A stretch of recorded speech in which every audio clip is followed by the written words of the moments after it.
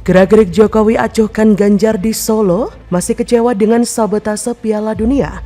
Sinyal lecutan bagi Ganjar wajib introspeksi, jadi pemimpin kacung partai atau pemimpin rakyat Indonesia. Pak, foto Pak. Sini. HP-nya. Enggak, Pak Presiden kok lebih kayaknya mau kangen sama cucu, jadi mau jalan-jalan. Malah saya diminta jalan aja gitu. Mau kemana Pak Gub? Ngecek jalan Pak, persiapan lebaran sama pariwisata. Itu betul, pariwisatanya dicek gitu. Jadi saya mau jalan ke arah barat sama ke arah timur sekitar Solo untuk ngecek jalan. Begitu juga Ganjar Pranowo yang lebih memikirkan warganya dan ekonomi mereka. Lalu kenapa Presiden tetap bicara bahwa siap mengadakan pertandingan di sini? Ya Presiden harus begitulah. Itu memang tugasnya. Dia simbol dari negara. Kalau Presiden takut, negara pasti dalam bahaya. Presiden Joko Widodo tertangkap kamera ikut sholat Jumat bersama Gubernur Ganjar Pranowo di Solo. Akhir pekan ini Presiden Jokowi mempunyai agenda berkumpul bersama keluarganya di Solo, Jawa Tengah.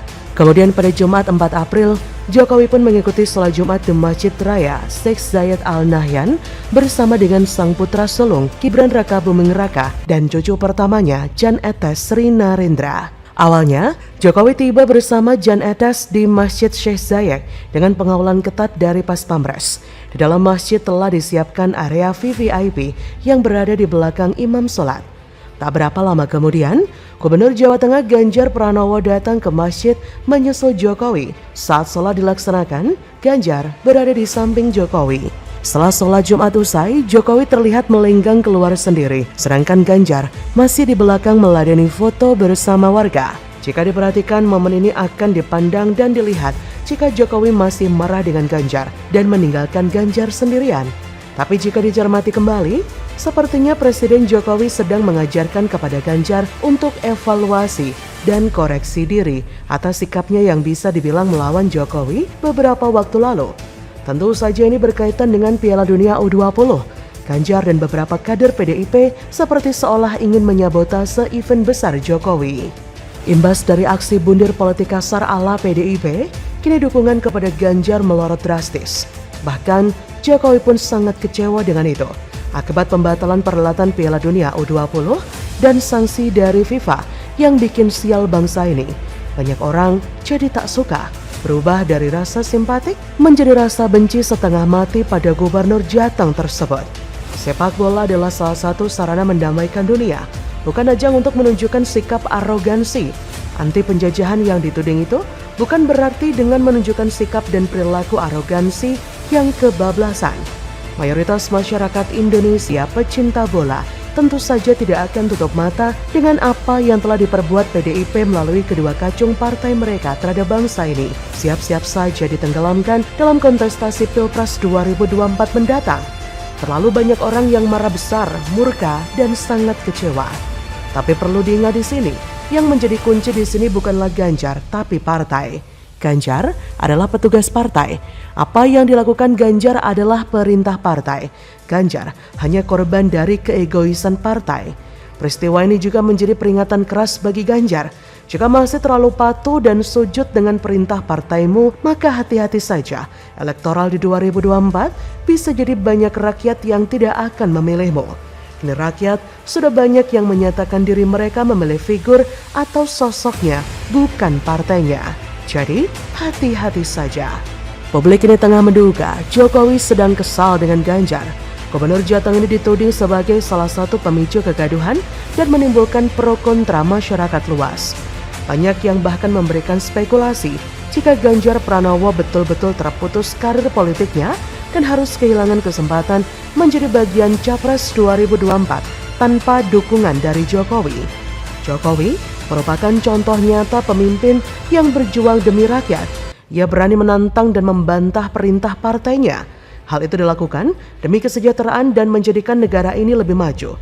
Memang Jokowi adalah kader partai, tapi apapun keputusan partai yang tidak sesuai visi misi Jokowi sebagai Presiden Indonesia yang ingin memajukan negara, Jokowi tak akan ragu untuk membantahnya. Toh di periode keduanya menjabat, beliau sudah tak ada lagi beban, bukan?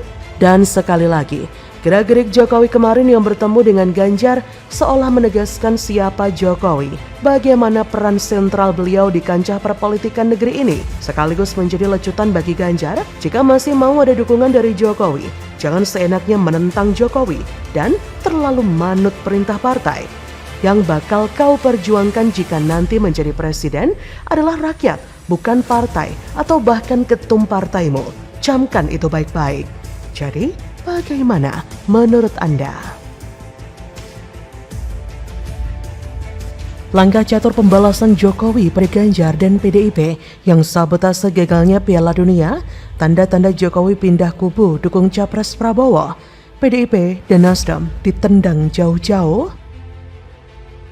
Mengenai Pak Prabowo yang naik elektabilitasnya,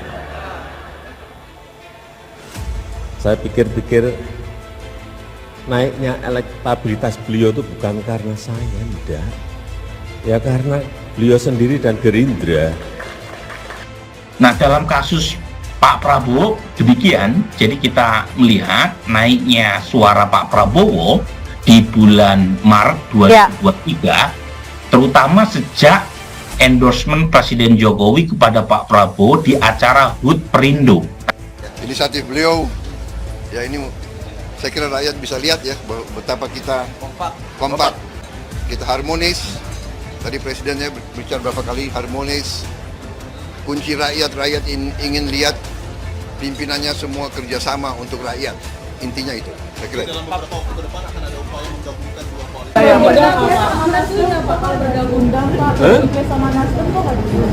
Oh, diundang.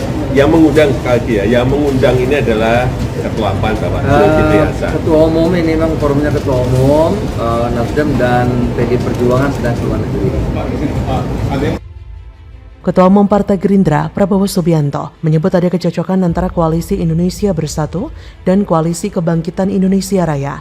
Hal itu diucapkannya pasca Presiden Jokowi bertemu dengan 5 ketum parpol 2 koalisi tersebut saat silaturahmi Ramadan yang digelar Partai Amanat Nasional Minggu 2 April 2022. Ia mengatakan dalam komunikasi itu nyatanya terjadi kesepakatan bersama. Kelima ketum parpol merasa sudah masuk dalam satu tim yang sama. Selain Prabowo, ketum parpol yang hadir adalah Ketum Golkar Erlangga Hartarto, Ketum PKB Muhaimin Iskandar, Ketum P3 Muhammad Mardiono, dan Ketum PAN Zulkifli Hasan. Menurut Prabowo, kelima parpol sudah masuk timnya Jokowi. Menhan ini mengatakan mereka paham sulitnya pembangunan dan berbagai tantangan ke depan di tanah air. Apalagi ada kondisi geopolitik yang sangat membahayakan di Eropa, Taiwan, Laut Cina Selatan, yang mana menurutnya harus ditangani dengan baik. Tak ketinggalan masalah pangan yang harus lebih fokus diperhatikan, sehingga perlu kerjasama yang solid dan satu frekuensi. Keharmonisan dan kekompakan inilah yang menjadikan kunci rakyat sejahtera. Lebih lanjut, Prabowo mengatakan upaya koalisi antara KIB dan KIR masih butuh proses panjang pun soal pembahasan Capres dan Cawapresnya.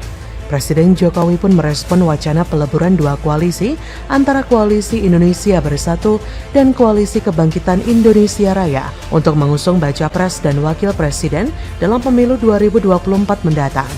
Menurut Jokowi, peleburan KIB dan KKIR adalah suatu hal yang cocok, namun ia mengembalikan keputusan tersebut kepada para ketua parpol. Bagi Jokowi, wacana peleburan antara KIB dan KKIR dapat mempertimbangkan dalam hal kebaikan bangsa, negara, dan rakyat. Pernyataan Prabowo dan respon Jokowi yang positif menandakan jika hubungan Jokowi dan PDIP semakin memanas. Bahkan, Ketum PDIP Megawati Soekarno Putri tidak hadir dalam acara tersebut. Ini menandakan analisa soal gagalnya Piala Dunia U20 di Indonesia menjadi game changer pada pemilu 2024 kini mulai terbukti. Ketum Partai Nasdem Surya Paloh pun juga tidak hadir di acara tersebut. Hal ini tentu membuktikan panasnya hubungan Jokowi dengan kedua partai tersebut. Jokowi pun sudah ada tanda-tanda akan merapat ke kubu Prabowo. Terlihat Jokowi sudah mulai cocok dengan peleburan 2 koalisi tersebut. Ini bisa jadi adalah langkah catur balas dendam akibat sabotase Piala Dunia oleh PDIP.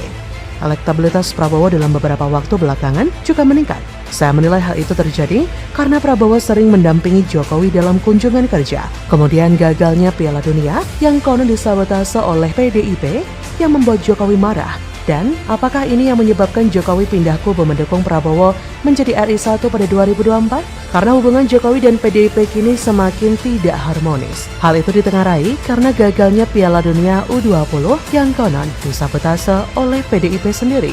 Jikalau hal ini terus dipelihara, maka kita tidak akan maju. Indonesia akan terus menjadi negara berkembang dan ketinggalan dari negara lain